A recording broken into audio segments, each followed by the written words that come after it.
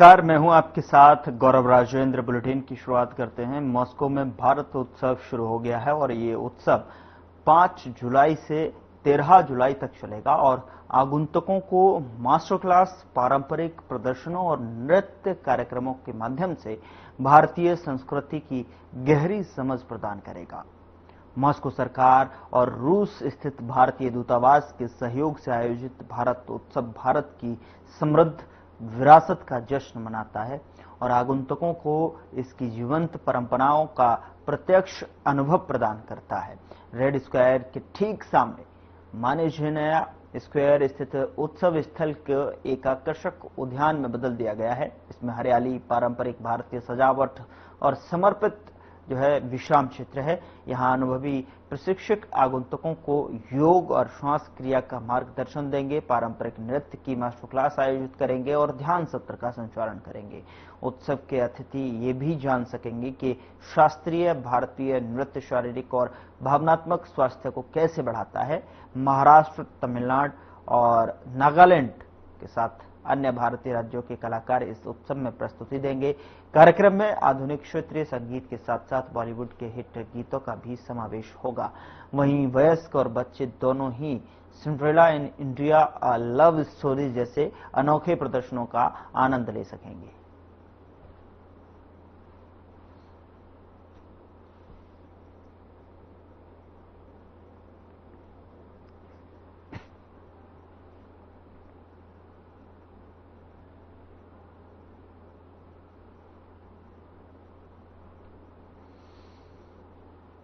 थाना इकोटेक प्रथम पुलिस ने लोकल इंटेलिजेंस की सहायता से अवैध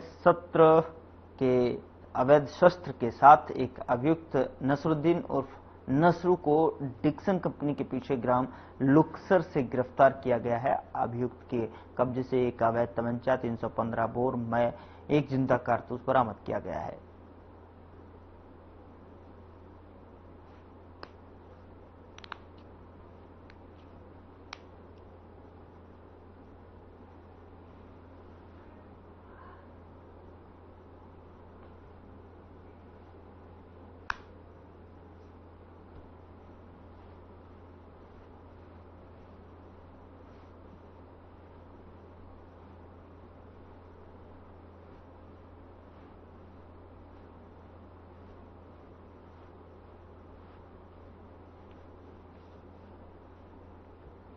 अवैध शस्त्र के साथ गिरफ्तार किया गया है।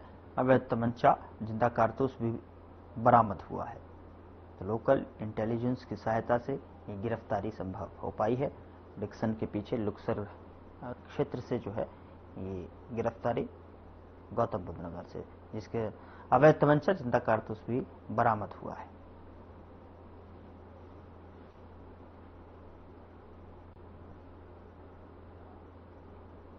भारत में मोरक्को के राजदूत के साथ पुल बनाना और महाद्वीपों को जोड़ने जैसे विषयों पर बातचीत की गई है।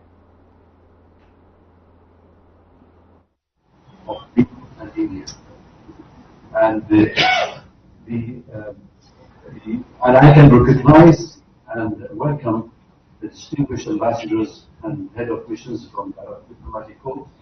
I can recognize His Excellency Ambassador of Egypt, Zikr Rahman, former ambassadors, Ambassador of Palestine, our friend Adobe, Excellencies, the Foreign Affairs of Iraq, Excellency Ambassador of Syria, Morocco, Syria, Libya, and former Indian ambassadors, and our distinguished friends, guests, ladies and gentlemen. So we are privileged to have an ambassador. He's not only going to speak on the diplomatic and bilateral relation, but also he'll give us and speak about the role of international diplomacy in constructing a good relationship between countries. And I think the diplomacy and the press are the two vital institutions which have proved to be times and again that they can be together for a constructive peace, dialogue, and understanding each other's languages. Without further delay, and on behalf of the club, I welcome you, Excellency.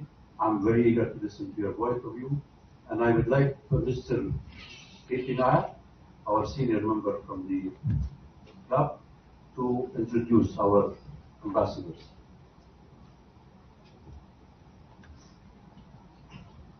Well, Ambassador of Morocco doesn't need any introduction because he has been here 7 years. 8 years, and he is, by virtue of his long presence in our country, he has become the dean of the Arab diplomatic corps. So, as Ambassador may know, at the Foreign Correspondents Club, we now have a new committee, and this is our first event of the elected governing committee. And we have great pleasure in having Ambassador Maliki as our guest for this event. I don't want to say anything about Indo-Moroccan relations, which normally one does while introducing the guest, because Ambassador Maliki is going to talk about it. But those of you who may not know, it is one of our most dynamic relations in the Arab world. Until Sakhalin 1 and 2, which were signed during Prime Minister Vajpayee's visit to Moscow, Indian investment in Morocco was the biggest Indian overseas investment in the world in phosphates. And India is very reliant on, one of the countries India is reliant on for phosphates, which is vital for our agriculture and sustenance, is Morocco. But there are many aspects of the bilateral relationship which talk about. There are many. So on behalf of the Foreign Correspondents Club of South Asia, I welcome you, Ambassador, and we look forward to hearing you. Thank you. Can I request everybody to keep the mobile on silent mode, please? So we have the format. Excellency will deliver his speech, and then we will. It's up to you. It's your show. So we have a small movie. By the time people can keep it, you can watch it, and then after that we will start. Yes.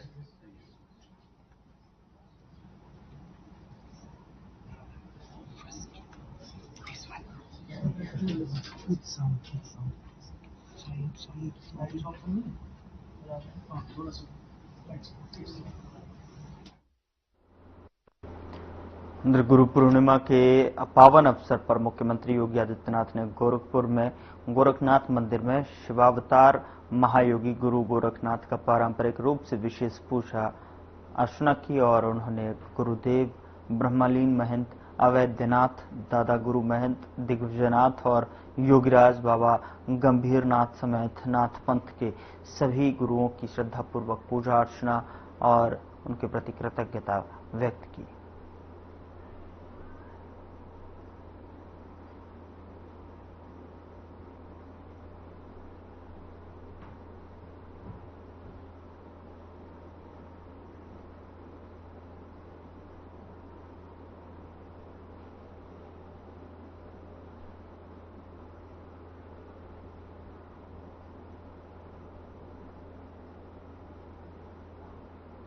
Gorakhpur में वृक्षारोपण महाअभियान 2025 के तहत पौधारोपण कार्यक्रम का आयोजन किया गया, जिसमें सीएम योगी आदित्यनाथ ने शिरकत की और इस मौके पर सीएम योगी ने पौधारोपण कर जनसभा को संबोधित किया। एक वृक्षारोपण का कार्यक्रम मात्र नहीं है, ये वर्तमान को सजोने का और भविष्य को बचाने का भी एक अभियान है। पूरी दुनिया वर्तमान में जलवायु परिवर्तन के भीषण संकट से गुजर रही है। आप देख रहे होंगे अनेक चुनौतियां दुनिया के सामने आ रही हैं। आपने कल का वो समाचार अमेरिका के अंदर देखा होगा कि एक स्कूली कैंप लगा था एक नदी के तटवर्ती क्षेत्र में, अचानक तेज बाढ़ आई और वहां पर सभी लोग बह करके चले गए। सैकड़ों बच्चे गायब हैं। कारें जहां तहां पड़ी हुई है। कहीं अतिवृष्टि है, कहीं अनावृष्टि है, कहीं आकाशीय बिजली से जन धन की हानि हो रही है और कहीं पर गर्मी चरम पर पड़ रही है। इस समय मूसलाधार बारिश हुआ करती थी। मौसम चक्र बदलता हुआ दिखाई दे रहा है। इसका असर खाद्यान्न संकट पे पड़ सकता है। ये मानव की अनियोजित और वैज्ञानिक सोच का परिणाम है, जिसकी कीमत आज विश्व मानवता भुगत रही है। इससे बचाने के लिए प्रधानमंत्री मोदी जी ने 2014 में देशवासियों के सामने कुछ लक्ष्य तय किए थे। जलवायु परिवर्तन की समस्या का समाधान करने के लिए कुछ सुनियोजित प्रयास प्रारंभ किए थे। आज उसी का परिणाम है कि देश के अंदर भी और उत्तर प्रदेश के अंदर भी वनाच्छादन बढ़ा है। 5 लाख एकड़ क्षेत्रफल में हमारा वनाच्छादन बढ़ा है, जो उत्तर प्रदेश 2017 के पहले तक 14-15 वर्षों तक लगातार जिसका वनाच्छादन गिरता जा रहा था। वन माफिया, भूमाफिया, खनन माफिया हावी होकर के वनों को काटते थे। उन लोगों को उनका सही ठिकाना लगा करके प्रदेश सरकार ने वनाच्छादन बढ़ाने के जिस अभियान को प्रधानमंत्री मोदी जी ने विजन दिया था, उस विजन के अनुरूप जिस कार्यक्रम को आगे बढ़ाया, आज उसका परिणाम है कि पिछले 8 वर्ष में अकेले उत्तर प्रदेश में हम लोगों ने 204 करोड़ वृक्षारोपण के कार्यक्रम को सफलतापूर्वक संपन्न किया। ये देश के अंदर किसी भी राज्य के द्वारा किए जाने वाले वृक्षारोपण में सर्वाधिक है। और यही कारण है कि देश के अंदर वनाच्छादन बढ़ाने में जिन राज्यों की बड़ी भूमिका है, उत्तर प्रदेश उनमें अग्रणी है, क्योंकि उत्तर प्रदेश ने 5 लाख एकड़ क्षेत्रफल में अतिरिक्त वनाच्छादन करने में सफलता प्राप्त की है। यह धरती माता के प्रति भी और जिस मां के नाम पर हम लोग पेड़ लगा रहे हैं, उनके प्रति भी कृतज्ञता ज्ञापित करने का एक अवसर हम सबके सामने है। याद करिए, 2014 के बाद प्रधानमंत्री मोदी जी ने कार्बन उत्सर्जन को कम करने के लिए कुछ सुनियोजित प्रयास किए। कार्बन उत्सर्जन जो प्रदूषण का कारण है, पर्यावरण के लिए संकट है, मनुष्य आसानी से, जीव जंतु आसानी से उसकी चपेट में आएंगे, लंग्स खराब होंगे, श्वास की बीमारियां बढ़ेंगी। उससे बचाने के लिए उन्होंने हर घर में उज्ज्वला योजना के फ्री के सिलेंडर उपलब्ध करवाए। पहले लकड़ी से, कोयले से या केरोसिन से भोजन बनता था, अब उसके पास